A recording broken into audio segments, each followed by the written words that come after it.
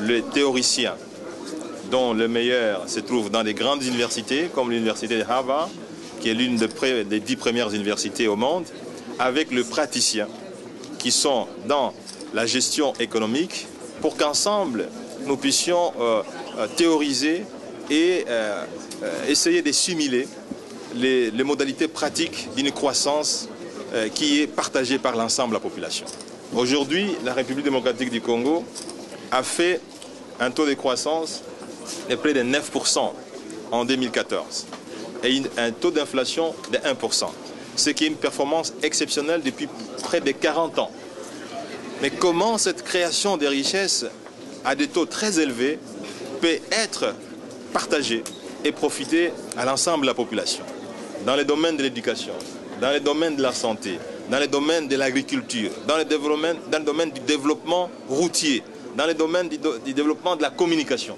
Voilà, mesdames et messieurs de la presse, pourquoi nous sommes ensemble avec des grands théoriciens qui ont une grande expérience dans ces domaines, qui ont une lecture beaucoup plus internationale et pratique de la gestion de la croissance partagée, la gestion de la croissance inclusive, que nous sommes aujourd'hui réunis ici au Grand Hôtel. Chaque pays est un format particulier et la RDC est un format particulier.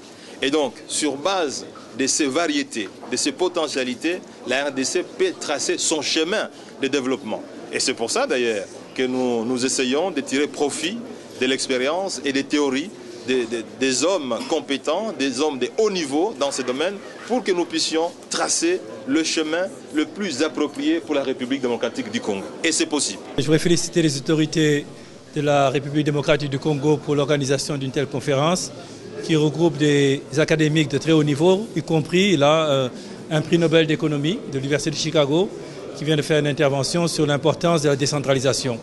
Donc je souhaiterais remercier tout d'abord les autorités congolaises, le chef de l'État, le Premier ministre, le ministre des Finances qui m'ont bien invité à cette réunion.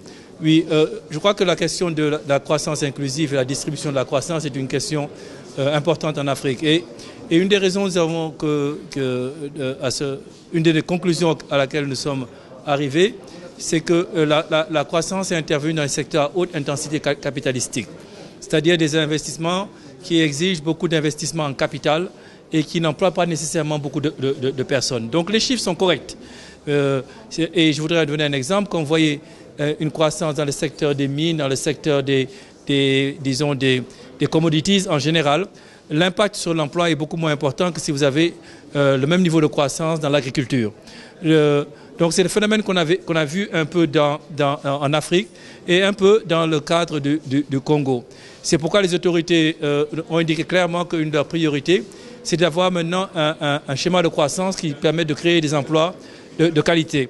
Et je crois que les efforts qui sont faits dans le cadre de l'agriculture, de l'accès à l'énergie, vont permettre justement de créer des emplois dans des secteurs qui sont générateurs d'emplois.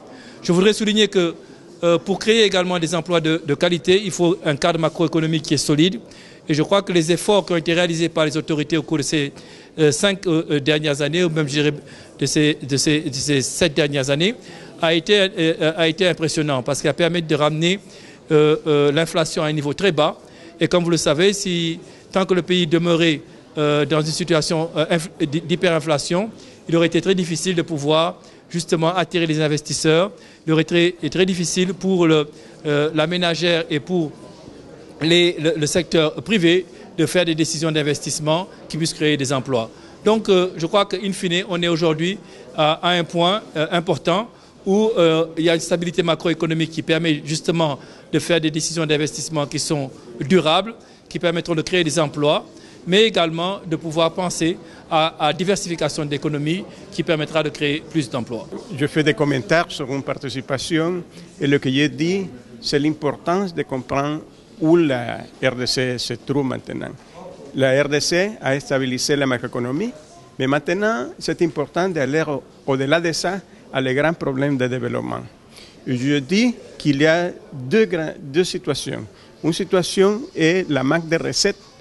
Le budget n'a pas beaucoup de recettes, donc il faut mobiliser la recette. Ce n'est pas de prendre plus d'argent de la population, c'est de que le régie financier doit travailler plus pour la population. Et le deuxième élément que je dis, je parlais de l'efficacité de le budget. La RDC a un budget qui ne se réalise pas. Se présente, mais se réalise seulement en 50-60%. Ça doit changer. Je parlais aussi que pour la réduction de la pauvreté, il faut déclencher l'activité économique de la province. La RDC trouve la principale action économique à Kinshasa, à Lubumbashi, il y a quelques activités à Goma, Beni. Non, mais il faut faire l'activité dans tous les pays, dans le secteur rural, à Kananga, à Muyimbai et dans le secteur rural. Et c'est important pour la croissance inclusive, déclencher l'activité économique de la province. La RDC est sur une lancée de développement. Par rapport à cette lancée de développement, nous avons un objectif, c'est qu'à l'an 2030, que nous puissions réellement parler de la RDC comme étant un pays émergent. Et à ce titre-là, cette conférence a été organisée, c'est en fait pour réfléchir à tous les secteurs, comment la RDC peut s'y prendre par rapport aux différentes contributions pour voir comment elle peut réorienter, sinon orienter les développements dans les différents secteurs. Pour nous particulièrement au budget, c'est intéressant. Lorsqu'on parle de la démographie, c'est intéressant parce que quand on parle de démographie, il faut tenir compte de la santé, il faut tenir compte de l'éducation, il faut tenir compte de l'habitat, il faut tenir compte en fait de manière générale du social de la population. Et tenir compte du social de la population, je crois que les différentes recommandations, les exposés qui sont faits là nous donnent un plus pour qu'on sache dans chaque secteur approprié comment affecter par rapport aux priorités un budget assez, disons, raisonnable, sinon rationnel. Pour 2015, est-ce qu'il y a des notes de satisfaction? Est-ce qu'il y a des notes d'encouragement, d'espoir pour les populations congolaises? S'il y a des notes de satisfaction, j'ai particulièrement suivi avec attention l'exposé qui a été fait sur la décentralisation. Et pour la RDC 2015, nous avons les élections locales qui sont prévues.